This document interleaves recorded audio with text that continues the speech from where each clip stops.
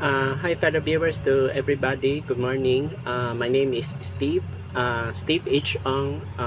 I'm the owner of this video account in this respective website, youtube.com. Okay, by the way, ako po yung mga past few days na nag-upload ng video tungkol sa nasaradong bangko for the second time, which is Bangko Filipino. No? By the way, itong video na ito napaka-importante kasi ito, inuna ko muna itong makikita niyo yung title, My Last Video About Bangko Filipino for the third time. I will explain it, okay? Alam kong napaka-imposible pero malay natin, we cannot tell. Time will change. Time will change. Kung meron pang babayaran charges, penalties, we will accept the reality. So, ang akin lang is maka-get back on the feet na ba? Kasi, di ba, yung natandaan yung sinabi ko, yung past video na nadapa ang Bangko Filipino for the second time. Nadapa. Kasi, ang gusto namin is, itong pangatlong balik, hindi nadadapa. Tatayo ng maayos. Yun lang ang sa akin. Okay, the reason why I make this title, My Last Video About Bangko Filipino for the third time is, marami akong sasabihin yung bang very important or significant parts na pagbangon. Okay, ang aking pakiusap sa mga board of trustees na susunod or mga major stockholders or shareholders ng Bangko Filipino, kailangan ang building na main office ay building owned, kailangan sila may-ari. Kailangan ang mga previous branches na yung mga nag-operate before ay kailangan building owned. Ibig sabihin, itong sinasabi ko, hindi na pwede upa. Kasi pag uupa sila, lalaki rin ang operating expense. Meron akong i-upload na video tungkol sa branches nila lahat. Napansin ninyo, did you observe? Majority of all branches, Metro Manila and provincial branches sa Bangko Filipino ay building owned na hindi nakatotoo. Ibig kong sabihin, upa lahat. Siyempre, pag upa per month, siyempre, babayad sila. Ang hihingi ng bayad ay ang main office. Kasi wala eh. Saan sila kukuha ng pambayad rental, di ba? Pero kung by branch basis, edi kokotahan sila per branch. So, yun. So, ang aking pakiusap lang, itong third opening is building owned. Wala nang upa-upa. Pwede rin upa pero hindi lahat ng branch, Metro Manila at provincial branches. So, yun ang pakiusap ko. Yun lang. Tapos, total digital banking age na tayo. So, meron na tayong mobile banking app. Yung Vinta Technologies ang apply natin. I like their concept. The redesign, the logo. Din. Ang slogan yan pa rin, subok na matibay, subok na matatag. Kasi yan ang kanila goal. Makaahon ba ang mga mahihirap? Yung mga sari-sari store, public market, yung malalapit sa palengke, yun. Yun talaga. Of course, private din.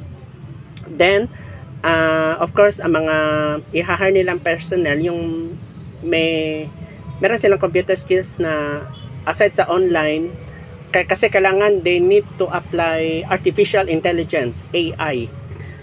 What my point is that we need to face the reality on the modern age. Ano kaya ang susunod na mangyayari? So, kailangan prepare at all costs. Then, risk funds, ibig sabihin kung mag-operate sila ng capital, risk funds. Then, government securities, kailangan, kung sabi ng Bangko Sentral, kailangan magbayad na kayo government securities. Because government securities is owned by the government. It's not the bank. It's not the bank. Yun lang ang pakiusap ko sa kanila. Kung just in case, just in case.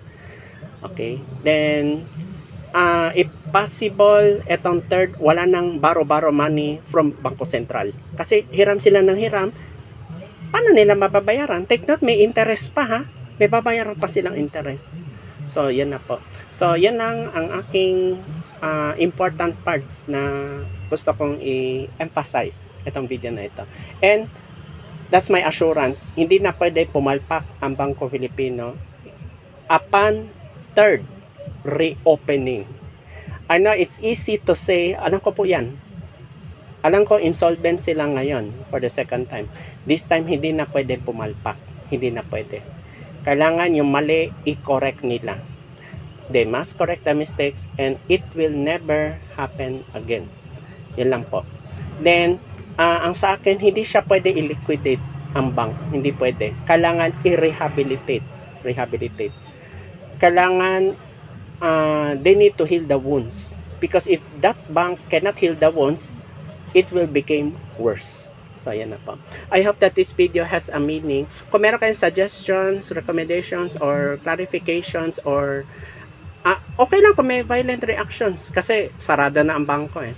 You can post the comment. I will not off the comments. The comments is open. Remember, Philippines is a democratic country. We have a freedom to say something. So yan lang. Ganun lang kasimple. Pero alam ko maraming pagsubok ang haharapin ng Bangko Pilipino. There are many challenges to face. Meron pa yung court hearings. Normal yan. Court hearings. Then meron pang dadaan ng Court of Appeals. Supreme Court, maraming tests. Then kung ano pa yung mga unsettled, kailangan isettle. Kasi kung hindi yan matatapos. It will become worse. So, yan na po. Okay, thank you for listening in this video. Don't you worry, inuna ko muna ang last video. Alam ko nakakatawa, inuna ko muna ang last video. Hindi pa nauna yung mga middle parts. Okay? Don't you worry, meron pa yung mga other videos na related sa Bangko Pilipino. In order to open for the third time, now which is very impossible. Okay, so thank you so much for listening in this video. Oh, by the way, ito, importante ito. Kung just in case, pwede nyo ba i-rewind o i-replay itong video? Pwede. Kasi kayo nanonood ng video. Importante, yung nasabi ko na po. Yun na po.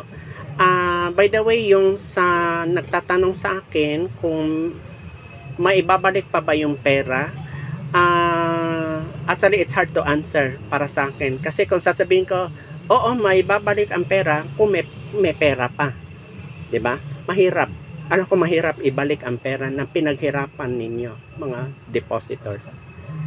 I know how you feel. Ako nga, hindi na ako naghahabol ng pera sa kanila.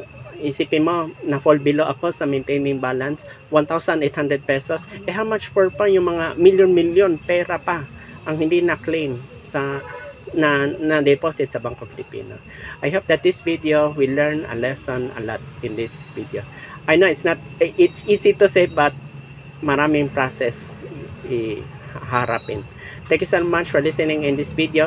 By the way, before I say goodbye, meron ako iiwan na aking FB account na doon sa aking description. Basahin nyo lang. Yun pa rin ang aking FB account. Steve Rooster Ong. May logo na Saudi Gold. So that's it. Thank you so much for listening. Good morning.